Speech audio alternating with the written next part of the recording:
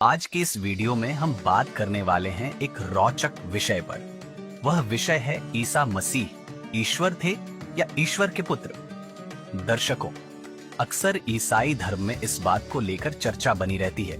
कोई कहता है कि ईसा मसीह ईश्वर थे तो कोई उन्हें ईश्वर के पुत्र बतलाते हैं। तो आज हम इस वीडियो में बाइबल के तथ्यों से जानेंगे कि ईसा मसीह आखिर कौन थे। वे ईश्वर थे या ईश्वर के पुत्र।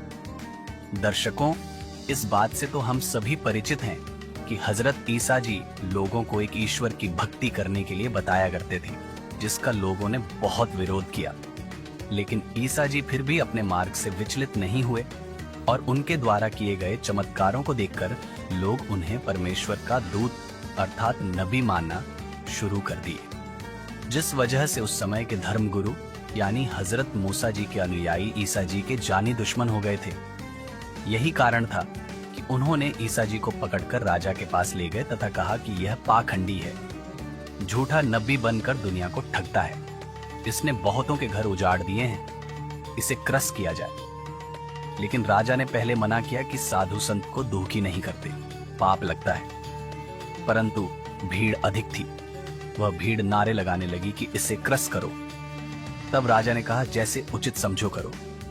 जिसके बाद 30 वर्ष की आयु में ईसा जी को दीवार के साथ लगे अंग्रेजी के अक्षटी के आकार की लकड़ी के साथ खड़ा करके दोनों हाथों की हथेलियों में लोहे की मोटी कील गाड़ दी गई और इस तरह ईसा जी की मृत्यु असहनीय पीड़ा से हो गई। इसी दिन को ईसा मसीह के बलिदान को याद करते हुए ईसाई धर्म के लोग गुड फ्राइडे मनाते हैं, क्योंकि जिस दिन यीशु मसीह को क्रस किया गया था उस दिन शुक्रवार यानी फ्राइडे का दिन था। वही इस दिन ईसाई धर्म के लोग चर्च में काले कपड़े पहनकर यीशु मसीह को भगवान मानकर उनके बलिदान को याद करते हुए प्रार्थना करते हैं। जबकि संत रामपाल जी महाराज अपने सत्संगों में बताते हैं कि यदि बात करें ईसा जी की, तो ईसा जी तो खुद कहते हैं कि मैं प्रभु का बेटा हूँ, प्रभु नहीं हूँ, और ये अनजान लोग धक्के से ईसा जी को भगवान बना रहे हैं। ईसाई धर्म के जो प्रचारक हैं ये स्वार्थवश ईसा जी को प्रभु बताते हैं, जबकि ईसा जी तो बाइबल में खुद कहते हैं कि मैं प्रभु का बेटा हूँ, मैं भगवान नहीं हूँ। तथा ईसाई धर्म के लोग जिसे अपना प्रभु मानते हैं वह भी ईसा जी के विषय में कहता है कि यह मेरा पुत्र है। ये ईसाई धर्म के सभी व्यक्ति भी मानते हैं और ऐसा बाइबल में भी लिखा है, जिसका प्रमाण बाइबल इब्रानियों अध्याय 1 श्लोक 5, मत्ती अध्याय 17 श्लोक 5, मरकुस अध्याय 1 श्लोक 11, लूका अध्याय 20 श्लोक 13 और यूहन्ना ग्रंथ अध्याय 9 श्लोक 35 से 37 में है, जो स्पष्ट रूप से संकेत करते हैं कि ईसा मसीह ईश्वर के पुत्र थे, ईश्वर नहीं। दर्शकों, अब कुछ लोग ये कहेंगे कि ईसा जी ने तो अपने जीवन काल में कई चमत्कार किए थे, तो क्या वे ईश्वर नहीं हैं? तो आपको बता दें, हजरत ईसा का जन्म तथा मृत्यु, उन्होंने अपने जीवन काल में जो भी चमत्कार किए वे पहले से ही निर्धारित थे।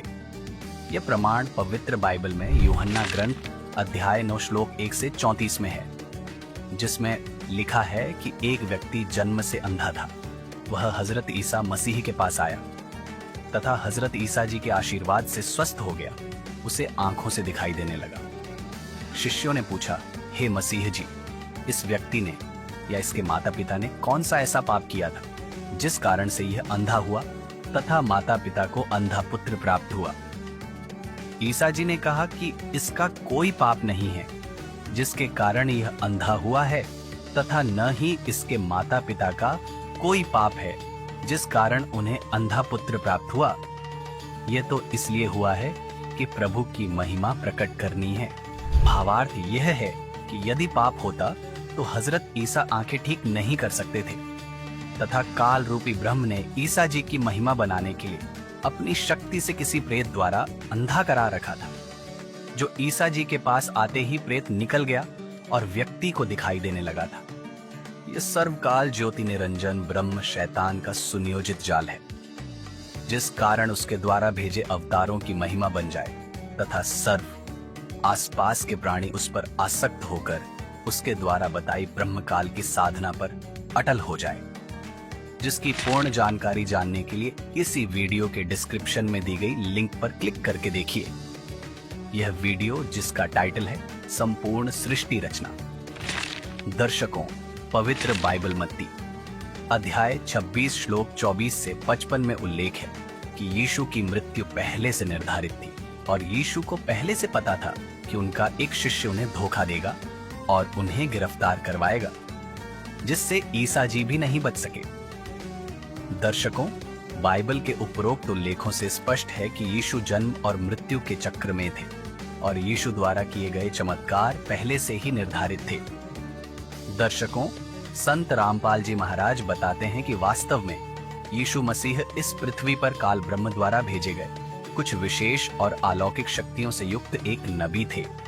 उन्हें विष्णु लोक से पृथ्वी पर भेजा गया था, लेकिन उनके वास्तविक स्वरूप और उद्देश्य के बारे में संपूर्ण जानकारी केवल एक तत्वदर्शी संत ही प्रदान कर सकते हैं। इसी विषय में स्वयं कबीर परमेश्वर जी ने कबीर सागर के बोध सागर खंड अध्याय मोहम्मद बोध के पेज 13 में कहा है, ये तो अधर सुने अस्थाना जबरूत मोकाम ईसा को जाना। ईसा पैगंबर पढ़े किताबा, उसका नाम इंजील किताबा। सलाम आलेक तहा हमकीना दस्ता बोस उन्हू उठी लीना। तहवा बैठी विश्वंभर राई, वही पीर तो वही खुदाई। ये विष्णुपुरी है भाई, या में भी एक बैकुंठ बनाई। विष्णु है यहाँ का प्रधाना, सुन मोहम्मद ज्ञान विज्ञाना। दर्शकों, ये तो हम सभी जानते हैं कि उस समय के स्वार्थी लोगों ने ईश निंदा के आरोप में ईसा मसीह को सूली पर चढ़ा दिया था और जब उनका शरीर सूली से उतारा गया तो उन्हें एक कब्र में दफना दिया गया। लेकिन 3 दिन बाद आश्चर्यजनक रूप से ईसा जी अपने अनुयायियों को दर्शन दिए। लेकिन संत रामपाल जी महाराज अपने सत्संग प्रवचनों में बताते हैं कि वह ईसा मसीह नहीं थे, बल्कि वह स्वयं पूर्ण परमात्मा कबीर जी थे, जिन्होंने यीशु के रूप में प्रकट होकर उनके अनुयायियों का विश्वास बनाए रखा। यदि परमेश्वर यह लीला न करते तो यीशु के अनुयायियों का भगवान से विश्वास उठ जाता और वे नास्तिक हो जाते, जबकि परमात्मा भक्तों के विश्वास को कभी कमजोर नहीं होने देता। इस विषय में संत गरीबदास जी ने कहा है, गरीब सो छल छिद्र मैं करूं अपने जन के काज, हरणा कुश ज्यों मार हूं नरसिंह दरहूं साज। अर्थात संत गरीबदास जी ने बताया है कि परमेश्वर कबीर जी कहते हैं कि जो मेरी शरण में किसी जन्म में आया है, मुक्त नहीं हो पाया, मैं उसको मुक्त करने के लिए कुछ भी लीला कर देता हूँ। जैसे प्रहलाद भक्त की रक्षा के लिए नरसिंह रूप धारण करके हिरण्यकशिपु को मारा था। फिर कहा है कि गरीब खुरासान काबुल किला बगदाद बनारस एक, बलख और बिलायत लग हम ही धारें भेष। अर्थात जैसे कबीर साहिब जी काशी बनारस शहर में कुछ समय रहे, ऐसे ही बगदाद में रहे। बगदाद से मंसूर निकाला, बनारस से रामानंद का उद्धार किया, बल्ख शहर से सुल्तान इब्राहिम अधम को निकाला, विलायत यानी इंग्लैंड तक परमेश्वर कबीर जी ही वेश बदलकर लीला करते हैं। दर्शकों, इस वीडियो में बताया गया ज्ञान संत रामपाल जी महाराज के सत्संगों का अंश मात्र है। अतः आपसे निवेदन है कि पूर्ण तत्व ज्ञान तथा परमेश्वर की वास्तविक जानकारी जानने के लिए तत्वदर्शी संत रामपाल जी महाराज के सत्संगों को प्रतिदिन संत रामपाल जी महाराज YouTube चैनल पर अवश्य देखें।